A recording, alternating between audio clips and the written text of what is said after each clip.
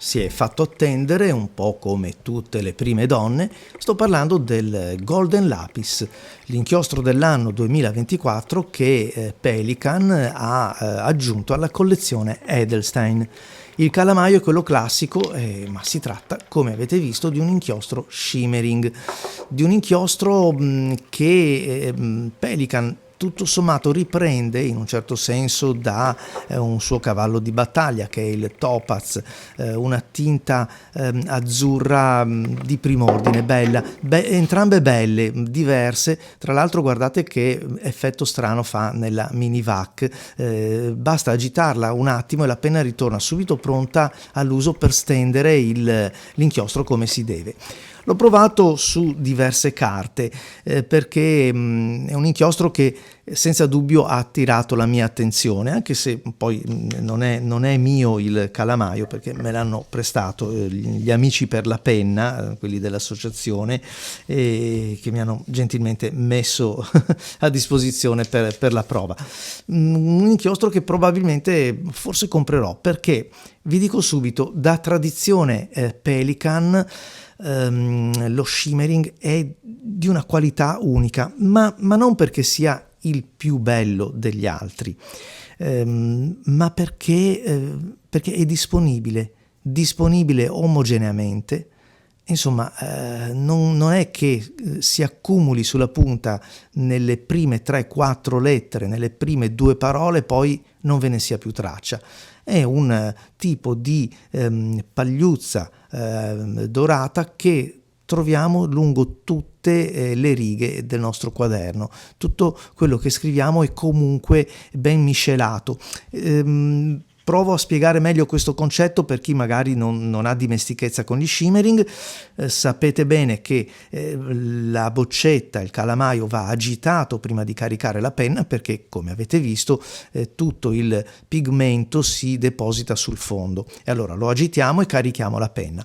Succede però spesso che anche caricando la penna molti inchiostri, anche blasonati, anche alcuni Herbin per esempio, lasciano o facciano rapprendere la parte più solida della composizione, quindi le pagliuzze, per esempio sul pennino quando viene immerso per caricare l'inchiostro, oppure che nella cartuccia o nel serbatoio si addensi per gravità vicino al conduttore, quindi nel momento in cui andiamo a fare le prime 2-3 parole troviamo lì una densità e una bellezza di brillantini esaltante, ma poi non ve ne sia più traccia nelle parole successive. In questo Pelikan, almeno dal Golden Beryl in poi, ha veramente superato, alzato un po' l'asticella, quindi superato le prove brillantemente, dai, è il caso di dirlo. L'ho provato anche su altri blocchi. Ad esempio, questo è un blocco di carta, chiamiamola così, economica, perché è una carta da 70 grammi, un'intonazione abbastanza neutra, una rigatura anche leggera e neutra, un rigo 1R, quindi non troppo invasivo. Su questa carta ritrovo un colore leggermente più spento rispetto al blocco precedente, che aveva una carta più lucida, anche se non del tutto brillante. Lo ritrovo più spento e comunque i brillantini sono presenti, ma anch'essi leggermente più annegati in questo torpore che la carta, non essendo con una finitura particolarmente lucida, purtroppo poi va a far ricadere sull'impatto visivo generale. Però la stesura del colore è buona, avviene bene anche su questo tipo di carta, e la tonalità, quindi il baricentro cromatico, è pienamente rispettato. Un inchiostro che non mi ha mai dato problemi di spiumaggio su tanti pennini e tante carte, così attraverso il quale l'ho testato. Un inchiostro deciso nel tratto, quindi rispetta il contorno, molto omogeneo nella stesura, quindi bello visivamente. arricchito, quindi il valore aggiunto è proprio questo paglierino, questi paglierini, scusatemi, che danno una bella vivacità e poi insomma rendono un colore che è già bello di suo, perché la tinta a me personalmente piace parecchio, gli conferiscono questo golden, questo aspetto dorato e dai, lo trovo anche piacevole, anche perché comunque non su tutte le carte, ma su alcune carte come questa economica che ho usato poco fa va un po' ricercato, cioè bisogna inclinarlo per apprezzarlo, mentre invece sul blocco sul quale sto scrivendo adesso, che è un blocco di tutt'altra natura, cioè la finitura superficiale è decisamente migliore, e qui appare molto più in evidenza, anche senza dover inclinare a favore di luce la carta.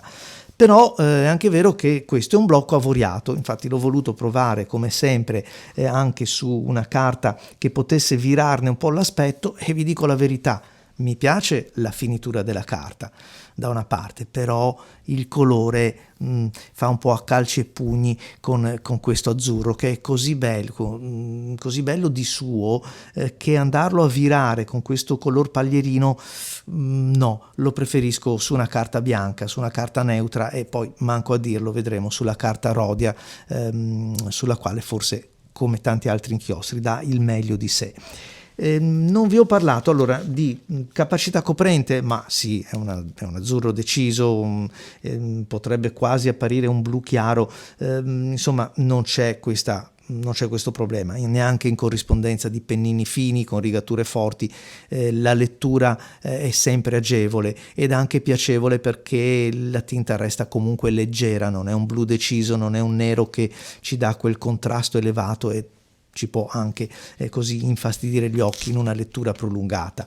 Non ha problemi di passaggio neanche sulla carta da 70 grammi come avete visto prima, tantomeno su questa che ha una grammatura più elevata di 80 grammi per metro quadro. Non ho provato la resistenza all'acqua, non è insomma una cosa che mi appassiona più di tanto, nel senso che spero sempre che i fogli e i miei test non vadano bagnati.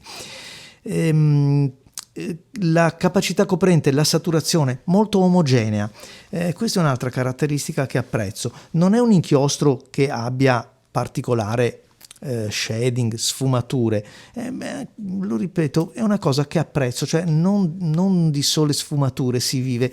Anche un altro inchiostro che ho provato recentemente, che è il Color Traveler Hiroshima Dish, di cui vi parlerò in un altro video, mi ha comunque conquistato perché è coerente, è omogeneo, insomma fa quello che è un inchiostro. Poi le sfumature mi piacciono, ma non sempre, ecco. Bene, veniamo alla prova invece sulla carta Rhodia, e qui arriva un azzurro ancora più convinto, nel senso che le prove che vi ho mostrato precedentemente evidentemente non sono le carte non sono in grado di esaltare appieno le qualità. Ecco il motivo per il quale utilizzo spesso la carta Rhodia come test. Però devo anche dirvi che quello che state osservando con i vostri occhi mette in evidenza l'inchiostro appena steso. E allora dovete sapere che questo Golden Beryl sulla Rhodia in particolare si comporta un po' come l'Edelstein Sapphire, e cioè una volta asciugato cambia la sua tinta, diventa più scuro, più deciso, leggermente più scuro, però cambia, non avviene nell'arco di un paio di minuti o di un quarto d'ora, ci vogliono circa 24 ore, ecco perché il paragone con lo zaffiro della stessa linea di pietre preziose. Una volta asciugato poi su carta Rhodia, vi confesso che mi piace ancora di più, però va anche detto che si avvicina di più al topaz, e allora l'elemento, visto che l'ho richiamato più di qualche volta, l'elemento che li accomuna può essere appunto la tonalità, ma quello che invece li distingue è questo brillantio, questo luccichio che lo shimmering mette ancora più in evidenza sulla carta Rhodia. Quindi, giusto per darvi un'idea, se apprezzate la tinta, sappiate che l'unica discriminante è che questo è la versione golden. Questo golden lapis è quello proprio scintillante. Per il resto sono abbastanza vicini. alle persone come me e alle quali piace la tonalità le compreranno entrambe, perché sono due ottimi inchiostri. Poi dal punto di vista della formulazione non corre neanche il dubbio di raccontarvi. Pensate comunque che, come vedrete adesso, sulla Rhodia, in corrispondenza del pennino, per esempio della Glass Pen, che lascia più inchiostro, passa abbondantemente il foglio, quindi anche un foglio come quello Rhodia non potremmo utilizzarlo su entrambi i lati in corrispondenza di pennini generosi e di pennini che lasciano un flusso di inchiostro decisamente abbondante. Non si può fare perché non si riesce a leggere dall'altra parte. Tra l'altro passa in maniera anche random, diciamo così, cioè c'è la traccia che va e viene, quindi lo rende ancora peggiorativo rispetto a quello che fanno altre carte o altri inchiostri in questo caso. A voi tutti amici, grazie, vi aspetto con queste gazze che bisticciano in sottofondo, vi aspetto ai prossimi video e saluti inchiostrati, questa volta golden.